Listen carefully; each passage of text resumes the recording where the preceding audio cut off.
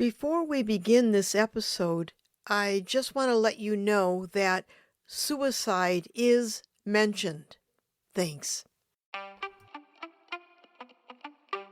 Fill to capacity. Quirky conversations that explore the inside out of being human and navigates the emotional terrain of a fast-changing world. Inspiring, irreverent, and informative. Stay tuned. Hi, I'm Pat Benincasa, and welcome to Fill to Capacity. Today's episode, Creativity and Compassion, the Stuff of Stories. And my guest is Richard Whittaker. And I have to say right away that we have a very short time that in no way does justice to Richard Whittaker's amazing work. So welcome, Richard. Thank you, Glad to Pat. have you here. Thank you. I'm glad to be Yeah. here. Okay, I want to give our listeners just a brief bio. Richard is the founding editor of the art journal Works and Conversations and has interviewed over 100 artists, filmmakers, architects, authors, people like Paolo Soleri, Judy Pfaff, James Turrell, just to name a few. He has degrees in philosophy and clinical psychology, but for over 50 years, he's worked in ceramics, painting, sculpture, and photography. So, Richard, when you started out, you started as a writer and poet in the late 60s. Can you tell us about that? I had no ambition to be a writer, but I discovered it probably when I was about 20 years old. I had been working as a lab technician in a citrus grove. Those were the days I'd been connected with science coming out of high school. And I'd gotten this job with the University of California at Riverside. They were making a study of the effects of smog and some other things on citrus growth. And they needed someone to watch their little lab shack after hours. And I got that job. And I'd met the owner of this lemon grove, wonderful man, kind of a Western rancher type guy. I just immediately felt a kind of warmth and affection for him. He seemed like some sort of ideal Western man. So one day I came in to work late afternoon, and the regular lab tech who worked during the day I could see he was depressed. I said, "What's wrong, Gene?" He said, "Mr. Moffat committed suicide last night." And although I didn't know Mr. Moffat very well, for some reason this was such a shock to me. It really affected me. That night I went home and I just sort of instinctively sat down and pulled out some paper and started writing. And it became obvious to me that writing had this transformational power. And from that point forward, I was interested in writing. So that was kind of how I, quote, discovered writing, unquote. Now, poetry is another story. I had no particular interest in poetry, but my college years were, I jumped around from college to college, and I did one semester at LA State, and I had an English class there, and we were assigned to read Wallace Stevens' poem Sunday Morning and then write a little essay. What is Sunday Morning about? Well, I looked at this long poem and I put it off until the night before I had to turn in the paper. I thought, this looks tedious and difficult. But so now I had to read that poem carefully. Well, really, the first two sentences of it, once I slowed down and read those two sentences, like the first sentence is, complacencies of the peignoir and late coffee and oranges in a sunny chair, and the green freedom of a cockatoo upon a rug mingle to dissipate the holy hush of ancient sacrifice. Now, if you slow down, that one long sentence creates an entire world. And I was simply just kind of blown away by what those words did so magically once I slowed down and let them evoke an entire mood, an entire visual world, and a connection with the entire story of Christianity. I don't think it's too much an exaggeration to say that that awakening to the power of language, the magical power, very rarely achieved, but the possibility of the magic of language awoke me to poetry. And from that point forward, I became quite passionate about poetry. Now, Richard, when you talked about yourself as a writer, you said something. You said, quote, I resolved that I wouldn't write anymore until I was able to really stand under myself. My vision would have to reach all the way down to the ground. There wouldn't be such a gap between this grand vision and the fact of my actual life. Can you say more about that? That's very interesting, Pat, that you've zeroed in on a very big moment for me in my own life. When I graduated from Pomona College, I moved up to San Francisco in 1966 in the middle of the hippie revolution. I lived a Mhm. couple of blocks from the Haight-Ashbury. I was not a hippie per se, but I was not a square, to use the language of the Beats, who came 10 years earlier. Yes. I wasn't a square. I wasn't a hippie. I certainly felt interested in the quote hippie movement and the blossoming of Eastern wisdom that was arriving in this country Mhm. through people's experiences on LSD.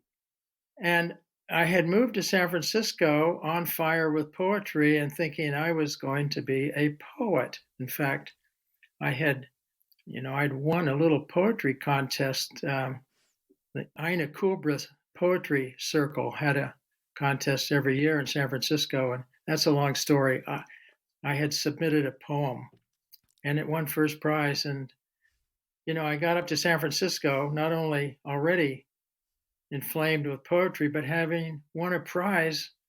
When I got to San Francisco, I didn't know what I was going to do up there. I didn't have a job, and by the time a year had passed, I had to see how I really was, that I was too shy, too afraid. I couldn't read in public. It was a competitive kind of scene. There's young poets. They all want to get up there in front of the mic. And at a certain point, I realized that I didn't have something that would make it possible for me to mix it up in the world and make my way in the Hmm. world and to bring myself to the world and to really represent my own words in front of the public without inwardly kind of abandoning myself. I could say the words, but in a way, I couldn't bring the rest of myself to my own words.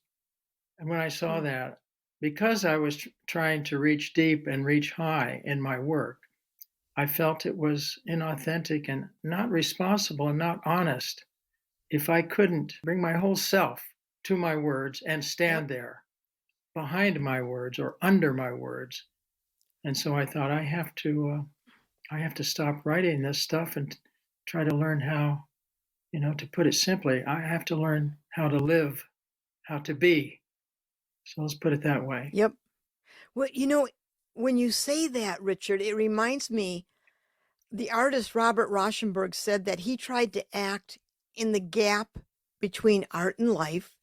And one thing that strikes me about you is that you live right smack in the intersection of art and life. There is no gap. Is this a fair assessment? Now say that again. I live right at the. Okay. So Rauschenberg was trying to fill that gap between art and life. But the thing about you is that you live right smack in the intersection of art and life. There is no gap. Well, that's a kind of. I mean, thank you. If that's true, I feel fortunate. To me, in a way, there should not be a gap between art and life. Let's put it that way. Perhaps it's an artificial division, the idea that there's a gap between art and life. And yet, of course, we know that for most of us and for many people, life is a pretty difficult and often empty exercise. I mean, exercise isn't the right word. Yeah. So few people are doing what they love. So few people are fortunate Mhm. enough to find what they love and then to be able to do it. Life is hard. Life is suffering. We get to the Buddhist Four Noble Truths. But life, should it somehow be fortunate enough to appear in oneself in its wholeness, would involve the heart, feeling, being alive. That is what poetry often strives to be. It's how I think of poetry. And in that sense, poetry is not limited to words or sonnets or particular form. You see poetry in many forms. When you see something that embodies the beauty of wholeness and grace, and your heart is touched, that's, Hmm. as far as I'm concerned, that's poetry. Oh, And when you yes. see something truly poetic, at least it moves me to tears. I think it moves a lot. It touches our hearts, which are Yeah. so often sort of suffering the lack of real food. I mean, that term soul food, it's hard to Yeah. find. We have a lot of simulations, simulations of soul food, and yet instinctively, if they don't really touch me, we know they're not the real thing. So the real thing is hard to find. We're hungry for it. Yep. We're starved. I mean, the air is full of toxic.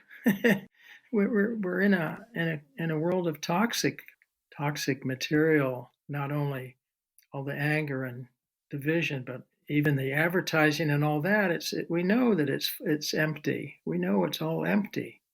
You Yeah. know. Well, that brings me to my next question. You started a magazine based on conversations. How did that come about? Well, I just finished up my master's degree in clinical psychology.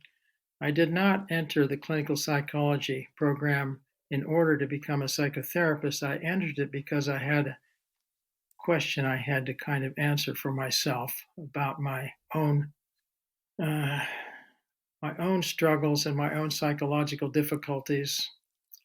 Am I really a crazy person masquerading as a regular person, or do I have some hope of not being sort of irredeemably kind of broken?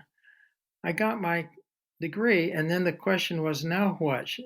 I didn't intend to go Yeah. into the field, but my advisor said, Richard, boy, you should be doing this. You'd be good at this.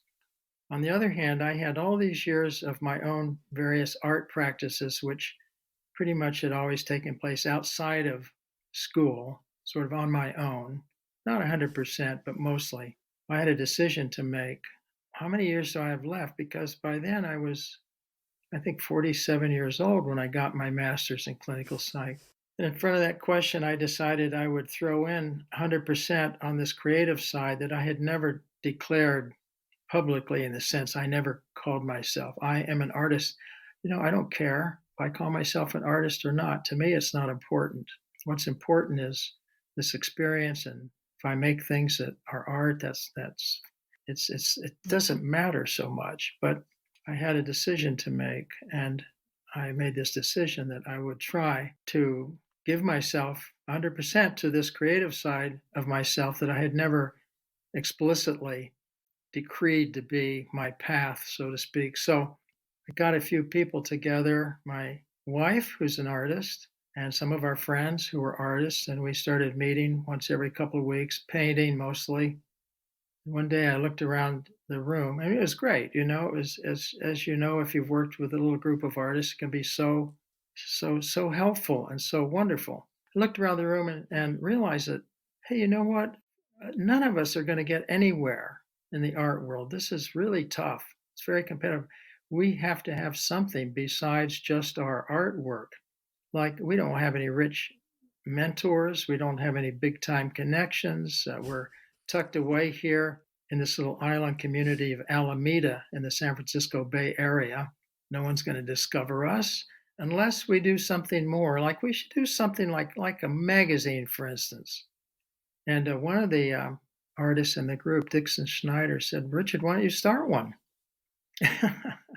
Well, the next day I did. Now, that sounds weird, but the truth is, looking back on it, there were a lot of little threads that came together in that moment. I'd learned how to use a scanner because my wife was Mhm. working for the Maritime Museum in San Francisco. She'd been doing their exhibit design and graphic design. She had a Hewlett Packard scanner. I had a little Mac Plus because of my work at for my clinical psych program to write papers. All of a sudden, Oh, yeah. I had the tools set right there. I didn't know it, but I learned. My God, you can take an image, you can put words on it, you can put it together with text. Holy mackerel! Wow! And then Dixon saying, "Why don't you start one?" Well, I can do that. I've got some writing stuff in my background. And so I put together a little magazine and enlisted some of the people in our group. Dixon, in particular, is a very Yeah. clever guy, very smart, a wonderful painter, but also wonderful with words. And my wife was very, very good. And so we had something. I started something and I called it the Secret Alameda. We lived in Alameda. Well, Alameda is a Okay. Spanish word, it means avenue. So the secret avenue, I meant it as a metaphor that art was one of those secret avenues that is, in a sense, if Mm. you are engaged in art and it is for you, coming from that deep inner connection in yourself that is heart and connected with the. I mean, that is like a secret avenue, that secret connection. And what do we do with the magazine? Well, it only took a couple of issues before we thought, well, we should do some interviews too. So it was out of that magazine that my interviews began, and I wasn't the only one. There was Dixon did an interview over a period of about 7 years. That was a kind of formative time when I discovered what it was about doing a magazine that interested me the most. Secret Alameda, we had a lot of fun. We were satirical. We were funny. We were a little bit disrespectful of a lot. We made fun of a lot of stupid things around us, and it's a little bit like the Onion. I mean, but there was also a very serious wish at the heart of it, and that was reflected by the title, "The Secret Alameda," the secret inner thread of life that art that resonates in art can resonate in art. That was truly the meaning or the hope. And so, over a period of 6 or 7 years, that became the focus and works in conversation. Yeah. It seems that when you talk, Richard, your struggle as like a young writer and poet, the way you evolved from a psych master's towards a creative group, it seems that there's a component, this hunger for authenticity, this hunger for acknowledging self. And by that I mean, E. E. Cummings says he has a passage where when I think, know, and believe, I'm a lot of other people. The moment I feel, I'm nobody but myself. And it seems that the driver that you keep going to is that this circle of people, you wanted something authentic. You wanted a way to talk about creativity in this, I almost want to say pure state, only because you guys were making paintings, you were talking about art, you were living this, and now you're putting it in the word. So it seems that authenticity, this hunger for it, is part of that driver. Well, I would say it's the sine qua non, that without which nothing, right? Without that, why do it? Yeah. Yes. I mean, isn't that what everybody instinctively wishes, even if they don't know it? The real thing is not, you can make something Yes. clever and it looks like the real thing, but inside yourself, oh, well, I mean, many of us settle for less, and the pressure's there, and I've settled for less at times in different ways. But really, on the bottom line is that when one has tasted the joy of life, of just the pure joy of being Hmm. alive, it's really hard to settle for something less than that. I mean, we're forced to Yeah. suffer the lack of that because we can't make it happen, but Yes. we seek that, right? And the artist, I kind of felt that instinctively people who are artists are seeking the true life, if you will, the authentic life. I kind Yeah. of feel, at least unconsciously, if not consciously, it's a search for a real life. I mean, these words can Yeah. so easily sound like cliches and not anything, but the experience is a completely different thing. The experience, forget the cliches, they're Yeah. nothing compared to the experience, right? So, So, in this process, in some of your interviews, you've described yourself as a late bloomer. And I was thinking about that. That expression late bloomer suggests a blooming delayed. Instead of saying late bloomer, could we call it growing into one's sure, talent? Growing into one's way of being. My question is, does our culture have the patience for talent to grow? well, the short answer is hell no. Our culture doesn't have the patience. But I want to head towards what creative people do, because they know the culture is not going to be cheering them on, saying, "Yeah, take years, take whatever you need to get to that magnificent soul creation of who you are, your expression." So, what does a young artist do in that Yeah, in this right, culture? right. Well, one thing they're really good at is finding these incredible places to live that are cheap. I mean, that's kind of a Yeah, joke. It's true, but I thought that was clever to say that, Pat.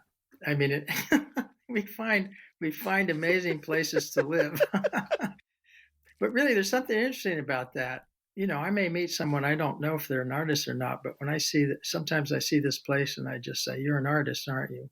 Because only an artist could find some of these living situations. They turn next to yeah, nothing into something cool. I'm sort of avoiding that question. What?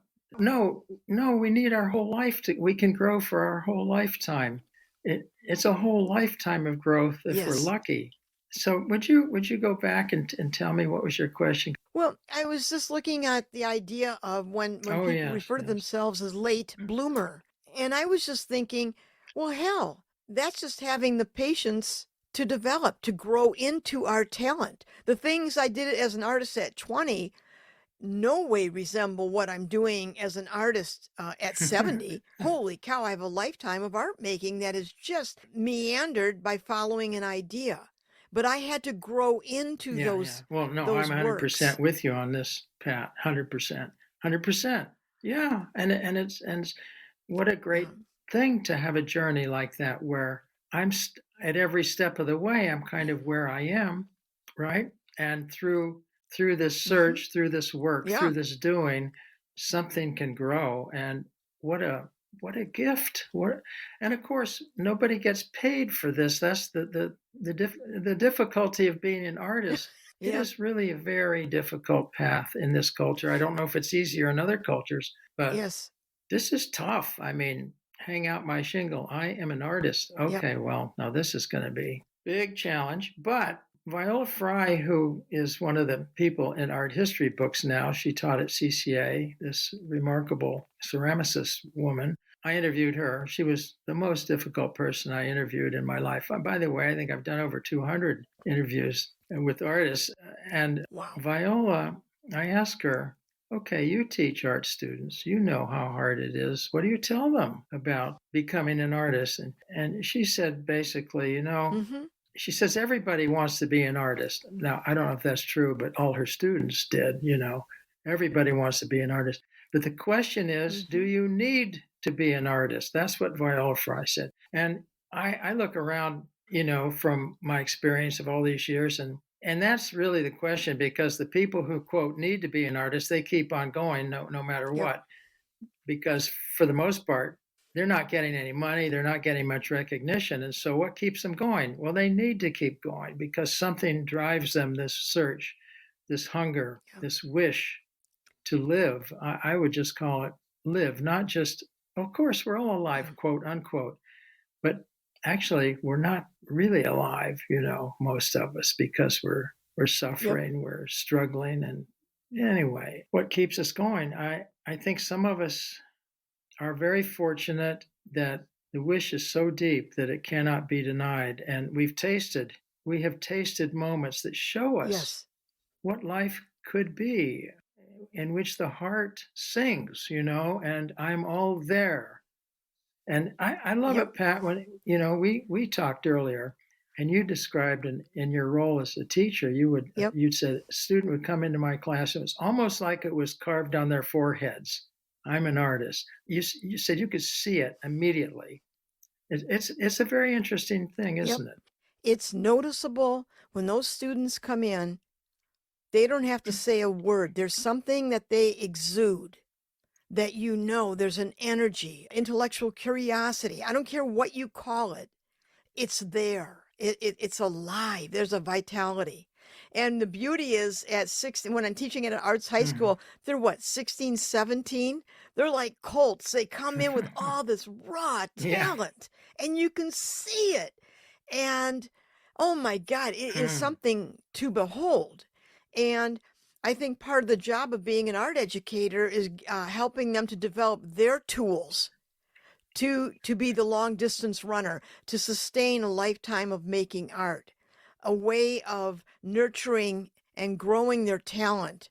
That's part of the, for me, art, teaching art. It wasn't just about this is a brush, this is paint. Hell, anybody can do that.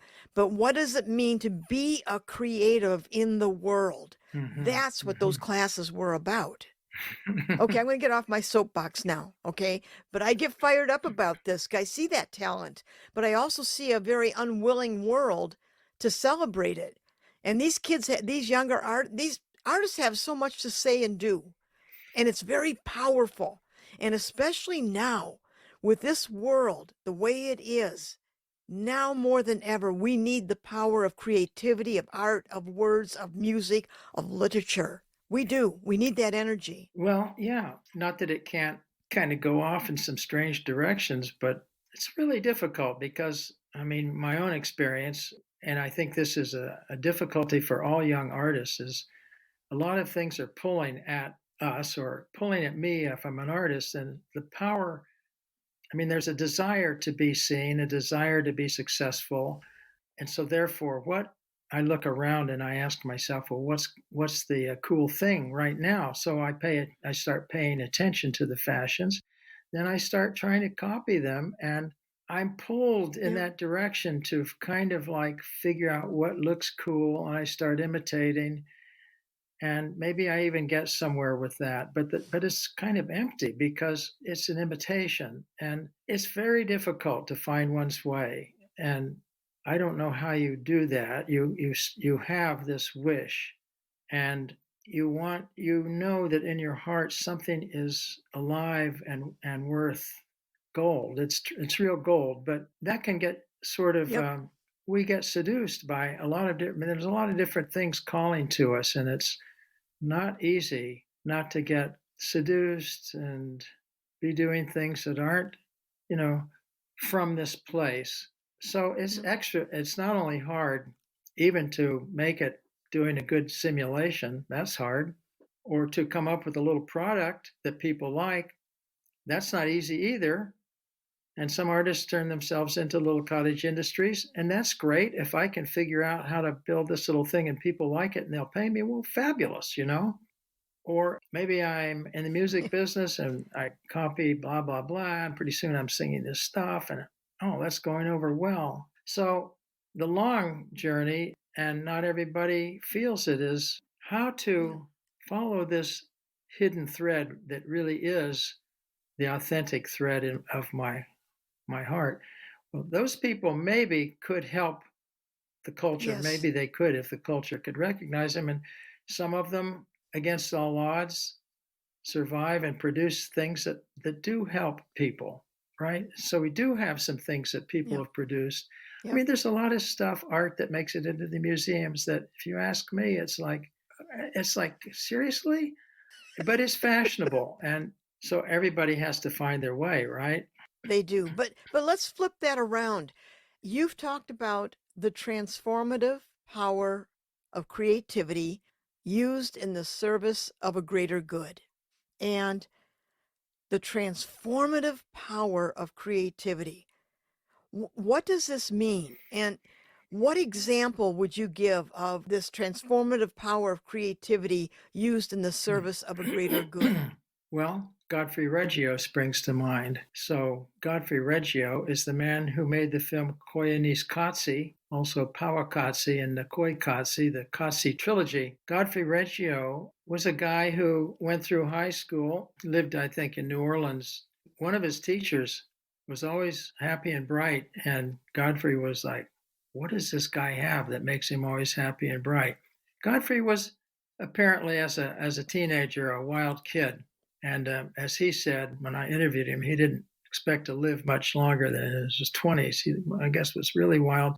But one of these teachers always was Hmm. sunny and bright, and Godfrey Reggio was curious, like, why is this guy? Why are you so happy? Anyway, this guy turned out to be part of a Roman Catholic lay ministry. That group was the Congregation of Christian Brothers. Anyway, he kind of got interested in that and got involved in this. And this is a teaching branch in the Roman Catholic Church, and they work in high schools and stuff. So he started working with at-risk youth, which of course he could relate to very much. He said, I could help 20 kids from ending up in jail, but there were thousands and thousands of kids, and what was I going to do for? He said one of the things we did was watch Luis Buñuel's film Los Olvidados. And so there's a creative thing, Buñuel's film, The Lost Ones. Los Olvidados, about street kids in Mexico City. Hmm. He would show that film to his young at-risk youth kids who were on a short path to jail, and they all related and it helped them. I want to help a lot of people, not just these 20 kids, not these 50 kids that I can help in 5 years. I need to help thousands of kids. Maybe I can make a film. So he had never made a film. And so he had seen Los Olvidados many times. So he ended up making this film, Koyaanisqatsi, It comes from the Hopi language. meaning life out of balance, roughly. He said, I wanted one word worth 1,000 Hmm. images. And so he made this very powerful film. And I think that's a very good example of what you're talking about, the possibility of this creative transformation of a wish or something into something very Yeah. powerful that can touch thousands, hundreds of thousands of Yes. people have been moved by that film in Powakotze. These films, in image, not in Hmm. text, show the world that we're struggling in. And they're both of them are very, very powerful films, touch people. So, of all the creative people that you've interviewed, is there one person that really affected you? I know it's almost like asking someone in a candy store, "What's your favorite candy?" You're standing there looking at all these magnificent things, but you've interviewed, as you said, over 200 artists, and is there one that really Well, got it's a under your lot more than skin or one. really touched you? I mean, no, there's not. I'm sure. There's a lot. Most of them do, but it's so funny. The one that popped up in my mind, Marvin Sanders, a Hmm. guy that nobody will know. I got involved in the Berkeley Arts Center. So, there are all these little art centers around the country. Maybe most towns have their little art centers, and they're good. They're community art centers, and they provide a place for young artists to do something. Very good things. I'd gotten involved there at the Berkeley Art Center. I would interview artists there. And then we started a little film Hmm. festival. That's the story in itself. Too long to tell now, but so we're having this screening of these little short films, the Berkeley International Small Film Festival, and I was showing up at a film, and there was a guy sitting there at the desk taking our tickets and stuff, African American man, and I was there a little bit early, and I started chatting with him a little bit, like, "Hi, yeah, I'm Richard Whittaker, Dixon Snyder, and I, and Robin Henderson. We're the ones that put this thing together." "Yeah, I'm Marvin. What do you do, Marvin?" "Well, I run a little Sunday music program here at the center." "Oh yeah, what what do you play?" "Well, I play flute." I said, "Well, probably a jazz musician." He says, "You're saying that because I'm black, aren't you?" So he confronts me like, this is the stereotype. You're saying that I'm a jazz Yeah. musician because I'm black." So I was like, okay, wow, he's really confronted me. It's like, what do I do here?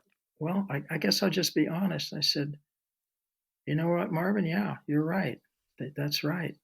And somehow that just I mean, we just started having a really beautiful a conversation opened right there on the spot, and in just in 2 minutes, we were, like, connecting, you know? So, Wow. after the evening was over, I invited Marvin, a few of us went to a bar together, and I'm sitting next to Marvin. Anyway, Marvin has an amazing story. Learning to play, he liked classical music. He played classical flute, and I ended up interviewing Marvin. Sitting there in the bar next to Marvin, learning about his life, the thing Hmm. that blew me away the most was, he'd been living on the streets, playing his flute on the streets, trying to get some money. But he had discovered this building, and he could climb up on the roof, open the skylight, lower himself into this office, spend the night there, and then carefully climb back out, or just he would let himself out of the building. But he did it so carefully that he was able to live in this office for months, not being discovered. And I thought, this is a Whoa. story that must be captured. And Marvin's entire journey, he ended up graduating from a university music program. Marvin is and was an amazing man. I was so blown away by his story. And I published it. I think it's in issue Hmm. number 13, or Marvin Sanders, Sanders. So that's what popped up into my mind, Pat. It's just incredible story. If we could shift gears for a moment, this past 3 years with COVID, and especially that first year, theaters, galleries, museums, music venues all shut down. And in effect, cultural gatekeepers were rendered inoperative. And artists, performers, musicians, writers, they all found other ways to get their work into the world through social media. Can these cultural institutions resume business as usual? Or let's be specific. Did COVID make the art world more accessible? That these artists did not have to go through finding a curator or a director of a I museum. don't know. They just got their I mean, work I out can't there. answer that question, but I will say one impression I have. My wife is kind of tuned into TikTok, and it's amazing to me the amount of creativity you Hmm. see on these little videos. They're like 2 minutes long or 3 minutes long, and a lot of them are really hilarious. That's a phenomenon that I've noticed. And I feel, look at this. This is like grassroots Yeah. creativity. It's funny. It's not so toxic. It's great. That comes to mind. I in no way can answer this question. I don't have a clue. Yeah. And we're in a time of such change. It's truly mind boggling. And I mean, there's things about it that are very alarming. We could do hours on this huge question. The tools of manipulation are getting Yeah. more and more refined, and that's to me extremely scary. I mean, artificial intelligence can paint and draw and write poetry, and there's all kinds of the Mm. levels of deception possible are are really reaching unbelievable levels of sophistication. It's scary, scary stuff. I don't know. I really don't know. You know, you once said that culture is like a web of feelings and values. A cultured person was someone with sensitivity to these things in themselves and in others. And interactions and transactions are all grounded in the context of relationship. When one is met with attention and care, one feels relationship. It's one of the foundation stones of cultural well being. And in this world today, like you're talking about, how do we instigate or maintain cultural well being? Lee Hoinaki, who was a remarkable man who I interviewed, said we need exemplars. I think Lee Hoinaki was intimately close with Ivan Illich, a remarkable man. And I always remember that he said, we need exemplars. We need people who are living examples. Let's go back to that question again. I mean, that was my first. That's what came to me first. What Lee said. Well, what I'm really aiming towards, yes, there's manipulation, hate speech, polarization that's going on. Then you have pandemic, the war in Ukraine. When you look at this world picture, all these things are going on. But yet, on the upside of that, or the other side of that, there are people doing things, taking actions, bringing good into the world, or trying to make a difference. And when you said, when one is met with attention and care, one feels relationship. And it's the foundation of cultural well-being. And that really struck me, like, how do we keep connecting with others? How do we have our words, our poetry, how do we Yeah. maintain with that Yeah, and I energy, think I get was out quoting there? someone. I think that what you quoted was my quotation of someone who I thought it was beautifully said. It's like what you're doing, Pat. You're an example. You're an exemplar. You have this podcast. You created this yourself, and it's your own effort, and it's powerful and wonderful. It's said, at least I think historically, that it's you look at certain the trajectories of certain cultures, and when things get really difficult and cultures are in danger of collapsing or something, sometimes there's a great release of creative energy. That may be what's happening now, and could be that in this release of creative kind of a creative response, some of that may be salvational. I mean, to use a big term, people like you, Pat, who are responding Hmm. with all of yourself, and it is an organic thing that has evolved in your own journey. That you're now having a podcast that can reach more people. This could be multiplied many times over by individuals, and one can only hope. That the big philosophies, sort of, when you look at Hinduism, Mahabharata, and sort of Vedanta and Samkhya and stuff, they have this huge view of kalpas that are hundreds of thousands of years, these cycles where things grow, they are destroyed, they're born again. I mean, there's huge ways of looking at this question. Things are born, they flower, they die, and Yeah. then something else is born. I mean, I don't know what scale we're on here, but I mean, this is such a gigantic question. I think Hmm. each of us Yeah. best one can hope and wish for others. I mean, I think this thing, compassion, is what the Dalai Lama says. When people ask him, "What's your advice?" he just says, be nice to each other.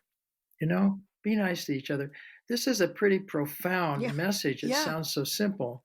Service space is entirely based. I'm involved with service space. It's entirely based on small acts of Yes. kindness. Now, the power of a small act of kindness is much overlooked. If it's pure, there's nothing that can compare with a pure act of kindness or generosity for lasting power, lasting Yeah. impact.